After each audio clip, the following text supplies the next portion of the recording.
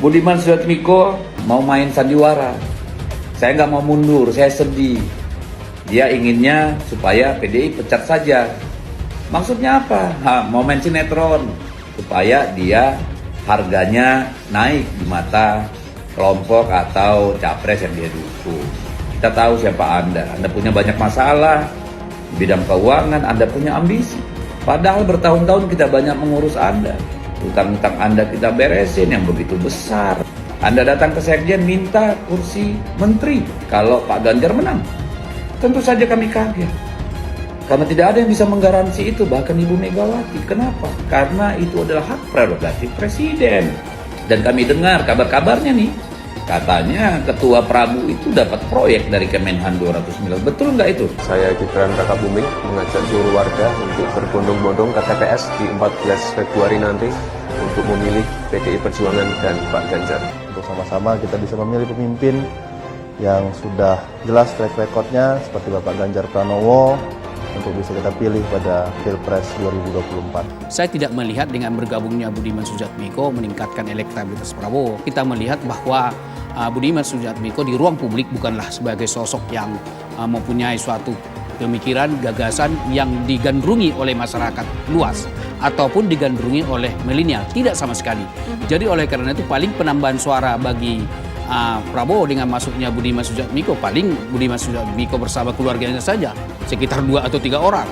Tetapi sangat tidak signifikan. Baru kemudian adalah ketika Budiman Sujatmiko sekarang bergabung dengan Prabowo, menunjukkan bahwa Budiman Sujatmiko adalah politisi yang lemah. Ini kan merapat ke Prabowo, di mana Prabowo kan bagian dari Orde Baru. Bagaimana dia membangun brandingnya kembali, yang dulunya adalah penolak status quo Orde Baru, tetapi sekarang secara simbolik menjadi pendukung tanda kutip ya orang Orde Baru, karena memang Prabowo tidak bisa dipisahkan dari situ. Yang jelas partai tidak mentolerir terhadap tindakan indisipliner setiap kader partai. Partai akan mengambil suatu tindakan yang tegas. Nanti hari Senin Pak Komarudin Watubun akan mengadakan konferensi pers secara khusus. Tetapi apa yang terjadi itu justru malah membangunkan spirit seluruh kader-kader PDI Perjuangan, apalagi pengumumannya dilakukan di Jawa Tengah. Ini membangkitkan militansi seluruh kader partai, dan dengan melakukan politik divide impera itu sebenarnya menunjukkan ketidakpercayaan diri dari pihak sana, meskipun telah sebelumnya mencoba mengeroyok Pak Ganjar Pranowo. Nah, sehingga langkah-langkah itu malah akan menghasilkan suatu energi positif bagi pergerakan seluruh kader PDI Perjuangan. Ya, bagi saya secara prinsip kalau memang Budiman Sujatmiko sudah mendeklarasikan dukungan politiknya bagi Prabowo, itu artinya Budiman iman politiknya sudah ingin pisah jalan PDIP dan tidak mengusung Ganjar Pranowo. Tentu bagi PDIP tidak ada ampun ya, karena jelas-jelas Budiman ini menyalahi fatsun politik partai.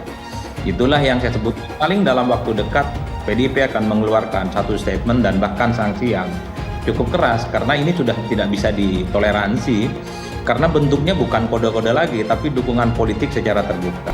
Kalau ditanya mengapa saya tidak mendukung Prabowo Subianto di 2024, alasannya cukup simpel sekali. Karena saya sih mengira atau menduga bahwasanya Prabowo Subianto ini masih didukung oleh kelompok ex-HTI dan FPI, kelompok radikal dan intoleran yang menurut saya mereka ini sangat berbahaya. Meskipun saat ini mereka sepertinya tidak terlihat di permukaan. Dan itulah alasan saya mengapa saya tidak memilih Prabowo dan lebih memilih atau mendukung sosok Ganjar Pranowo. Yang menurut saya Ganjar ini sosok yang tegas kepada kelompok intoleran dan radikal. Salah satu yang diributkan banyak orang kemarin adalah pertemuan Budiman Sujatmiko dengan Prabowo. Ketika Budiman akhirnya memuji Prabowo, banyak yang jengah dan bertanya-tanya, apakah memang Budiman Sujatmiko sudah seberubah itu? Kemungkinan besar sih iya. Budiman dulu adalah simbol perlawanan terhadap Orde Baru, terhadap Prabowo. Karena dia adalah bagian dari orde yang dulu mati-matian dilawan oleh Budiman. Pembelahan yang dilakukan oleh tim Prabowo itu sudah berhasil. Elit pendukung Jokowi di periode lalu sudah terbelah. Pendukung Jokowi juga terbelah. Sedangkan para pendukung Prabowo yang garis keras, yang dulu itu sengaja disuruh tiarap, seperti Rizik Syihab, kelompok 212, supaya tidak terlihat bahwa mereka, Prabowo dan kelompok garis keras itu masih berteman akrab. Pendukung agama fundamentalis ini sebenarnya tidak ke Anies Baswedan. Mereka masih tetap ada di barisan Prabowo, hanya memang belum disuruh untuk menampakkan dirinya. Saya, Bapak Ibu, biasa ambil resiko. Biasa mengambil resiko apapun. Hari ini saya katakan, Budiman Sujatmiko ingin menitipkan pada Pak Prabowo Subianto, jika insya Allah atas kehendak Allah Subhanahu wa Ta'ala, ya, Pak Prabowo jadi Presiden ke-8 Republik Indonesia, tolong Pak Prabowo majukan kesejahteraan umum. Dijadikan tameng, bahkan walau kampanye belum mulai,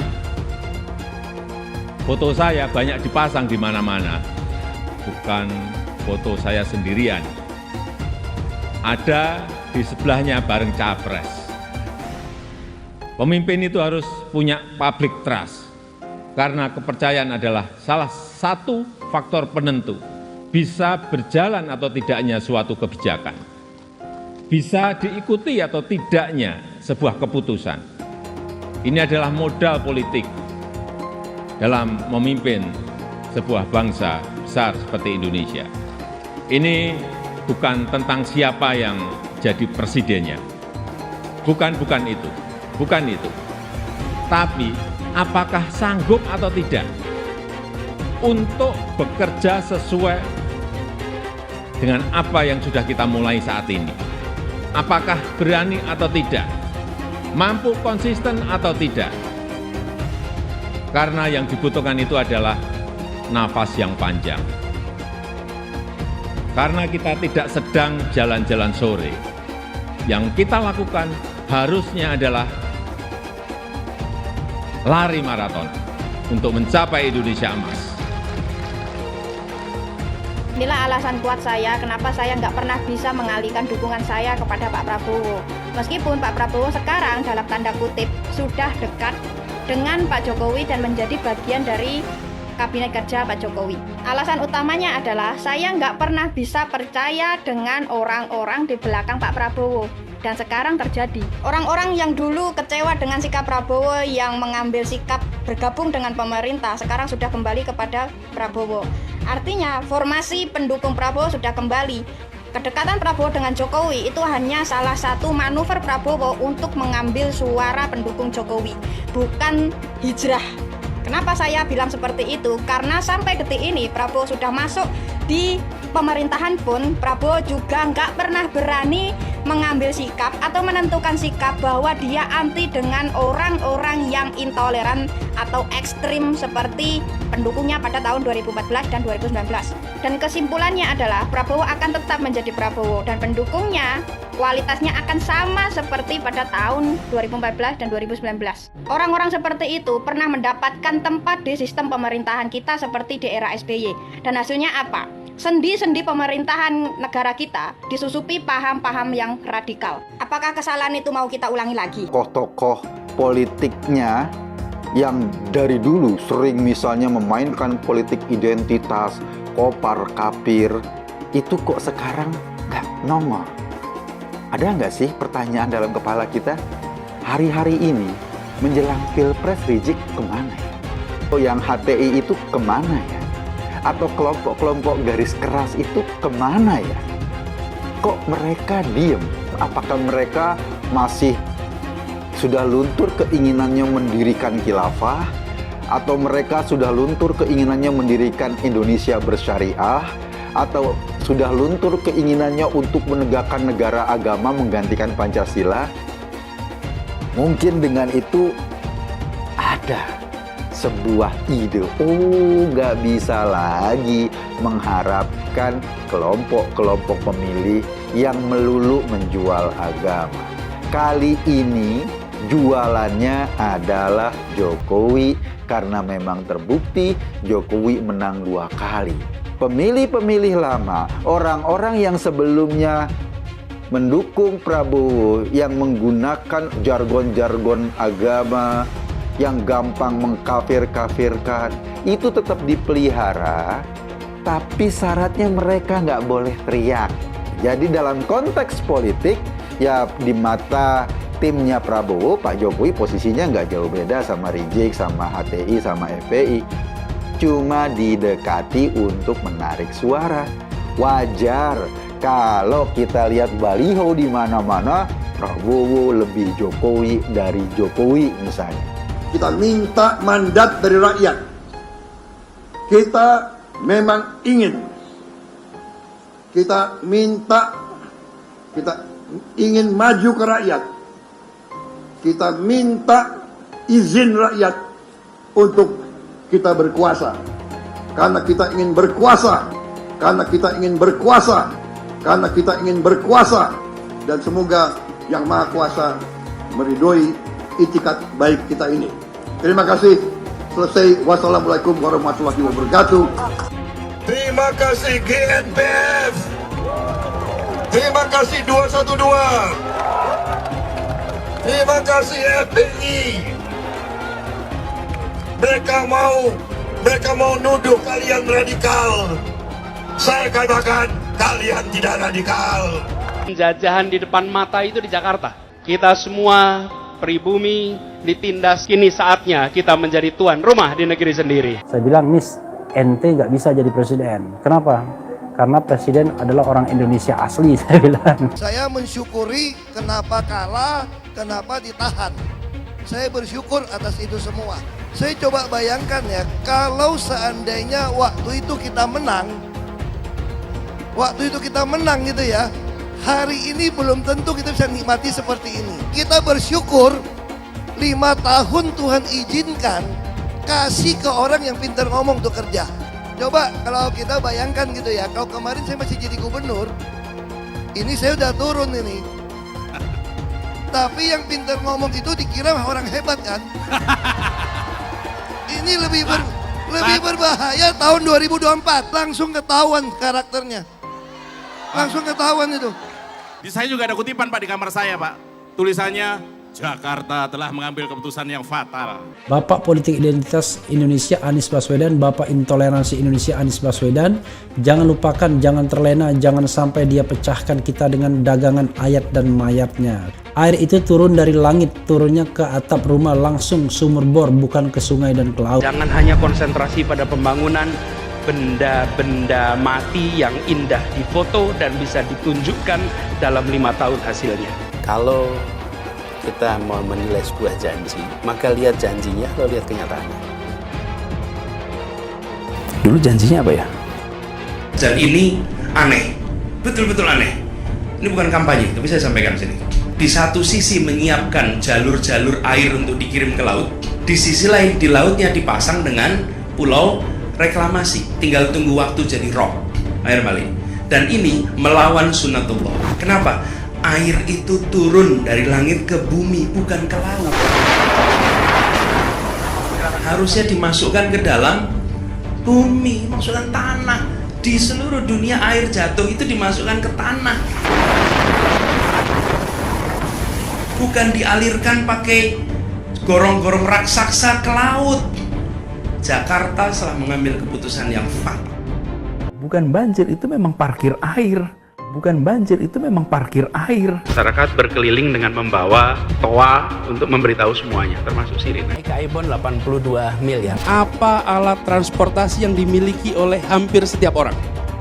Alat transportasi yang dimiliki semua orang adalah kaki. Kalau seandainya orang Jakarta percaya Pak Anies jadi gubernur pun, saya berani jamin kok dia akan lakukan normalisasi yang sama seperti saya lakukan kok. Nggak usah bohong lah. Ketika air sampai di muara, maka siap untuk dipompa ke laut. Usir penjajah Jakarta, siap! Tangkap si Ahok! Tangkap si Ahok sekarang juga!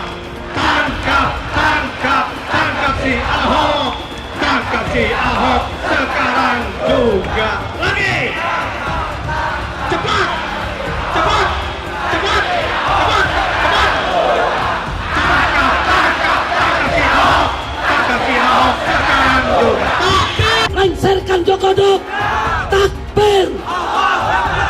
serbu istana, siap serbu istana, siap ambil alih kekuasaan. Takbir. Pancasila Soekarno, ketuhanan ada di pantat. Anak Tuhan dari mana? Kalau Yesus anak Tuhan, bidangnya siapa? Besok di seluruh wilayah Indonesia kami katakan dan Bapak Ibu yang dimuliakan Allah, oleh sebab itu solusi penyelesaian umat ini hanya satu. Apa itu? Khilafah. Tegaknya khilafah, maka selesailah masalah. Takbir. Halal haram demokrasi. Kita pakai dulu sementara sistem kafir ini. Orang bilang kafir mana bisa? Sementara kalau semuanya sudah baik, kita pakai sistem Islam, naik khalifah. Iblis hanya menggoda orang yang beriman. Makanya jarang-jarang orang kafir kerasukan setan. Yang kerasukan setan itu orang baik-baik. Jarang, saya belum pernah nengok Cina kerasukan setan. Pernah tak Ahok itu kerasukan setan? Enggak, setannya juga. Karena sesama setan dilarang saling menggoda. Karena di salib itu ada jin kafir. Karena di salib itu ada jin kafir. Karena di salib itu ada jin kafir. Haleluya. Kepalanya ke kiri apa ke kanan? Kepalanya ke kiri apa ke kanan? Tetap percaya salib itu lambang mulia, bukan jin. Kok ketawa? Aku nggak nyindir siapa-siapa loh. Saya nggak pernah mundur untuk kebenaran, keadilan, kejujuran, dan peri kemanusiaan. Gue nggak pernah mundur. Dan gue nggak pernah takut juga sama lu. Siapapun yang rasis, gue akan hadapin. Gue bilang. Karena rasis itu tidak berperi kemanusiaan. Sama saya ditanya dulu kan, kamu nyesel nggak statement kamu di Pulau Seribu sehingga masih masuk penjara? Tidak pernah nyesel. Karena saya mengatakan kebenaran. Anies didukung oleh FPI, HTI, dan pengasong khilafah lainnya. Etnis Tionghoa dicap sebagai pemberontak, sedangkan etnis Arab dianggap sebagai tuan atau tuan dari pribumi.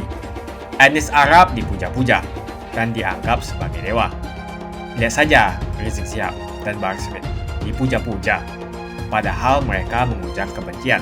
Pengasong khilafah seperti Rizik Syihab, Bahar Smith, dan teman-teman, mereka hanya buat gaduh di Indonesia.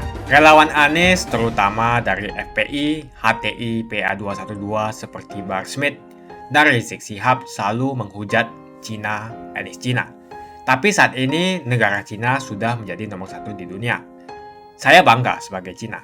Sedangkan negara Amerika sanjung-sanjung itu, Arab Yaman, masih belum maju dan masih terbelakang. Saya percaya Indonesia dengan mayoritas pribumi juga akan jadi negara maju. Seharusnya Arab Yaman belajar dari negeri Cina. Seperti kata kitab suci, belajarlah sampai ke negeri Cina. Anies dan juga pendukung Anies seperti Rizik Syihab, Bahar Smith, dan kelompok-kelompok HTI dan FPI harus belajar ke negeri Cina supaya tidak lagi lakukan kelebihan bayar. Lihatlah rekam jejak Anies selama 5 tahun. Bayangkan Indonesia ke depan jika dipimpin oleh Anies. Dan bayangkan jika Anies menang. HTI dan FPI, ormas khilafah yang dibubarkan itu akan dikembalikan oleh Anies. Apakah kita mau Pancasila diganti jadi khilafah? Budiman Sujatmiko, aktivis Prodem zaman Orde Baru, kawan lama yang sama-sama berjuang dengan kita cukup lama, pernah jadi anggota DPR RI dari PDI Perjuangan, kemarin menyatakan deklarasi mendukung pencalonan salah satu bakal calon presiden.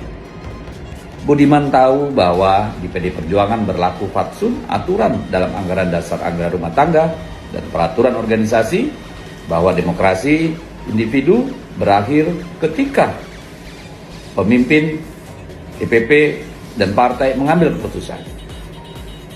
Kader yang menyimpang dari aturan itu secara langsung dikenakan sanksi pemecatan. Ya, hebat, luar biasa. Jadi sekarang Budiman yang aktivis berubah menjadi ahli kosmetik, ya, ahli oplas, yang tugasnya membedaki muka calon yang didukung supaya terlihat kinclong dan bagus di mata masyarakat atau katakanlah penggemar Budiman. Satu lagi tugasnya apa? Tugasnya jadi deterjen untuk membersihkan rekam jejak, pelanggaran HAM dan masa lalu yang terus membebani calon yang dia dukung. Dari zero menjadi hero, ya, martir untuk memperjuangkan sesuatu. Banyak banget alasan Lubut, mulai dari persatuan kaum nasionalis, lalu kepemimpinan strategik, lalu lebih berat berkawan daripada berlawan. Kita tahu siapa Anda punya banyak masalah di bidang keuangan, Anda punya ambisi. Padahal bertahun-tahun kita banyak mengurus Anda. Utang-utang Anda kita beresin yang begitu besar, miliaran, tapi ya ternyata tidak ada artinya buat Anda. Dan kami dengar kabar-kabarnya nih, katanya Ketua Prabu itu dapat proyek dari Kemenhan 200 miliar. Betul nggak itu? Saya sebagai teman prihatin kalau itu tidak benar. Kalau benar bagus, kerjakan dengan baik, jangan bermasalah hukum, dan mudah-mudahan itu membantu Anda menyelesaikan masalah-masalah Anda. Ya bro? Tapi kalau itu fitnah, kasih tahu supaya saya ikut mengklarifikasi. Tidak ada itu proses-proses seperti yang Anda bilang, dipanggil, diperingatin, nggak ada itu barang, ya, karena Anda sudah jelas mendeklar. Tetapi pinternya Budiman mau main sandiwara. Saya nggak mau mundur, saya sedih. Dia inginnya supaya PDI pecat saja. Maksudnya apa? Mau main sinetron supaya dia harganya naik di mata kelompok atau capres yang dia dukung. Anda datang ke Sekjen minta kursi menteri kalau Pak Ganjar menang. Tentu saja kami kaget. Karena tidak ada yang bisa menggaransi itu, bahkan Ibu Megawati. Kenapa? Karena itu adalah hak prerogatif presiden. Dan Anda kemudian marah dan pergi ke seberang lalu ditawarin jadi menteri atau wakil presiden, silakan. Tetapi harusnya jantan dong, ya, mundur dari PDI Perjuangan. Kasihan kami melihat Anda. Mudah-mudahan apa yang Anda inginkan berhasil, ya, jadi menteri atau wakil presiden. Semoga Anda berhasil, semoga jadi menteri atau wakil presiden. Tapi mundur ya, biar etis, biar jantan dan satria. Mereka. Teman-teman PDIP itu kan bereaksi cukup keras ya. Awalnya kan opsi bagi Budiman cuma dua, mundur atau diberhentikan. Tapi per hari ini misalnya, rasa-rasanya PDIP mengurungkan niat itu, dan lebih ingin memanggil Budiman Sujatmiko tentu untuk dimintai klarifikasi dan keterangan. Ya, saya kira memang sepertinya PDIP ingin memastikan bahwa apa yang disampaikan oleh Budiman itu apakah memang satu niat, keinginan untuk pisah jalan dengan PDIP atau hanya sebatas ya pernyataan dan dukungan politik biasa, karena Budiman ini kan aktivis, biasa dengan dinamika, biasa dengan gimmick-gimmick politik yang ada gitu. Oleh karena itu, sebelum diputuskan apakah Budiman akan dipecat atau mengundurkan diri, sepertinya perlu bagi PDIP mengajak diskusi, ngajak dialog kepada Budiman. Apa maksud dari dukungan politiknya itu? Kan itu yang sebenarnya ingin diluruskan oleh PDIP kan? Ya sangat mungkin seperti yang terjadi kepada Effendi Simbolon misalnya. Effendi kan juga menyatakan dalam tanda kutip dukungan politiknya kepada Prabowo Subianto meski tidak selugas dan tidak segamblang seperti yang disampaikan oleh Budiman Sujatmiko ya. Tapi setelah ada klarifikasi, ada mediasi, ada pertemuan, sejak saat itulah kemudian Effendi Simbolon terus menyatakan tegak lurus kepada partainya, kepada PDIP, dan tidak akan mengulangi perbuatannya. Kan itu yang kemudian muncul ke publik. Kalau memang Budiman tidak bisa ditahan, kalau Budiman misalnya tidak bisa direm, misalnya ingin pisah jalan, bukan tidak mungkin bagi PDIP akan memberikan sanksi yang tegas. Karena bagi PDIP, siapapun yang merasa kader PDIP, entah itu kader biasa, entah itu elit, entah itu pejabat publik, kalau sudah tidak tegak lurus, kalau sudah berbeda dengan partainya, pastinya akan diberikan sanksi tegas oleh PDIP. Ya, saya kira ada sesuatu yang terjadi pada Budiman Sujatmiko ya dengan internal partainya. Mungkin persoalan bagaimana treatment ataupun posisi Budiman yang saat ini mulai tidak kelihatan terlampau signifikan ya. Dalam konteks itu perlu sepertinya Budiman ini khusus untuk mendapatkan perhatian ya dari teman-teman PDIP untuk terus dijadikan sebagai sosok penting, figur penting, terutama menuju 2024. Artinya peran-peran Budiman ini sebagai aktivis, sebagai politisi yang cukup lama, harus juga dilihat dan difungsikan gitu loh Mbak. Oleh karena itu saya membaca dalam tanda kutip, jangan-jangan dukungan Budiman kepada Prabowo ini hanya sebatas kegenitan politik biasa, supaya PDIP misalnya memperhatikan secara serius. Saya menduga ada hal-hal yang sifatnya internal partainya itu yang belum selesai, misalnya soal pencalekan ya. Karena dalam daftar urut pencalekan itu seringkali nama-nama besar seperti Mas Budiman itu tidak mendapatkan nomor urut misalnya sesuai dengan seleranya atau tidak dicantumkan di dapil atau di daerah pemilihan yang strategis untuk menang. Atau misalnya terkait dengan struktur partai, terkait juga dengan bagaimana, apakah sudah mendapatkan peran-peran strategis menuju 2024 atau tidak. Variabel-variabel ini sepertinya bisa menjelaskan kenapa begitu banyak elit partai seperti Budiman mencoba untuk mencari peruntungan di tempat yang lain. Tentu dengan harapan di tempat yang lain itu eksistensi, kemampuan, dan peran Budiman itu jauh lebih diperhatikan ketimbang partai sebelumnya. Jangan-jangan keinginan Budiman itu memang in the end akan terwujud gitu, bahwa PDIP dan Gerindra bisa satu kesatuan dan bisa berkoalisi di 2024. Kita tidak pernah tahu apa yang terjadi dengan Budiman. Jangan-jangan ini hanya semata orkestrasi politik biasa yang tujuannya adalah bagaimana untuk mempertemukan PDIP dan Gerindra berada dalam satu kolam koalisi politik di 2024 supaya bisa bersama. Ahok pasti akan mendukung Ganjar karena Ahok anti radikalisme. Ahok yang jelas tidak akan mendukung Anies Baswedan karena Anies Baswedan didukung oleh kelompok khilafah, HTI, dan FPI, ormas terlarang itu. Suara Ahok merepresentasi warga minoritas, dan etnis Tionghoa mendukung Ganjar Pranowo. Dukungan Ahok sangat memberikan dampak yang luar biasa. Kita lihat saja, saat itu Ahok mendukung Jokowi, dan Jokowi berhasil menang sebagai presiden. Dan saat ini Ahok akan mendukung Ganjar Pranowo. Dan saya yakin Ganjar akan menang di Pilpres 2024. Saya yakin Ahok tidak akan memilih orang-orang yang pernah bermasalah dengan dirinya di masa yang lalu. Apalagi bukan hanya bermasalah dengan dirinya, tapi bermasalah dengan etnis dan agamanya. Siapa lagi kalau yang dimaksud adalah kelompok-kelompok dari pendukung atau pengasong khilafah, seperti ormas yang sudah dibubarkan itu, HTI, FPI, dan PA212, di mana mereka mendukung Anies Baswedan. Salah satu tokoh yang saya hormati dan hargai adalah Ahok, khususnya dalam bidang politik. Bapak Ahok memiliki nama asli, Basuki Cahayapurnama, yang sangat luar biasa dalam mengedepankan integritas sebagai seorang politisi yang jujur, berani, transparan, dan profesional. Dia bukanlah orang seperti Anies. Dia bukan orang yang menjual kata-kata dan sembarangan berbicara soal kebangsaan yang dibalut atau dipakaikan jubah agama. Dulu Anies bisa menang karena menggunakan agama dan etnis. Bagi saya, apa yang dikerjakan Ahok selama ini, menjabat sebagai politisi dari Bangka Belitung sampai Jakarta, adalah pencapaian yang luar biasa dan integritas yang tinggi. Dia tunjukkan dengan mantap. Kita melihat pada tahun 2014 hingga tahun 2011, dia memilih Joko Widodo sebagai presiden unggulan saat itu. Dan pada akhirnya, dia menang. Pilihan Ahok bisa dikatakan mewakili pilihan para kaum yang selama ini dianggap minoritas. Pada tahun 1965, kita tahu bahwa penyikatan etnis Cina di Indonesia sangatlah kencang, apalagi ada rumor bahwa sampai sekarang membuat trauma kaum warga negara yang memiliki etnis yang dicap sebagai pemberontak, yaitu etnis Tionghoa.